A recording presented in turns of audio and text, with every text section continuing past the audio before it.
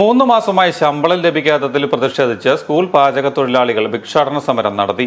തുച്ഛമായ വരുമാനം പോലും കൃത്യമായി ലഭിക്കാതെ ദുരിതത്തിലായ പാചക തൊഴിലാളികൾ കോട്ടയം ജില്ലാ കളക്ടറേറ്റിന് മുന്നിൽ പിച്ചച്ചട്ടിയെടുത്ത് പ്രതിഷേധിക്കുകയായിരുന്നു. AITUC നേതൃത്വത്തിൽ നടന്ന സമരം സ്കൂൾ പാചക തൊഴിലാളി യൂണിയൻ സംസ്ഥാന വൈസ് പ്രസിഡന്റ് P. പ്രദീപ് ഉദ്ഘാടനം ചെയ്തു.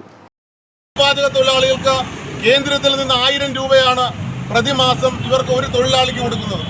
ആ 1000 രൂപ കഴിഞ്ഞ 3 മാസക്കാലം കൊടുത്തില്ല എന്നതിന്റെ പേരിൽ കേരള സർക്കാർ ശമ്പളം വിതരണം ചെയ്തപ്പോൾ 3 മാസം 1000 രൂപ വീതം പിടിച്ചിട്ടാണ് ബാക്കി ശമ്പളം ഇവർക്ക് കൊടുത്തത്. ആ പിടിച്ച 3000 രൂപ അതിന് മുമ്പത്തെ മാസം തൊഴിലാളികൾക്ക് കൊടുത്തു. പക്ഷേ അന്ന് തൊട്ട് ഇന്ന് വരെയുള്ള ദിവസങ്ങളിലെ 3 മാസക്കാലം തൊഴിലാളികൾക്ക് ശമ്പളത്തിൻ്റെ ഇനത്തിൽ 1 രൂപ പോലും കൊടുക്കാനായിട്ട് കേരളത്തിലെ സർക്കാർ തയ്യാറായിട്ടില്ല. ഇതൊരു തൊഴിലാളി വർഗ പാർട്ടി നയിക്കുന്ന ഒരു സർക്കാരാണ്.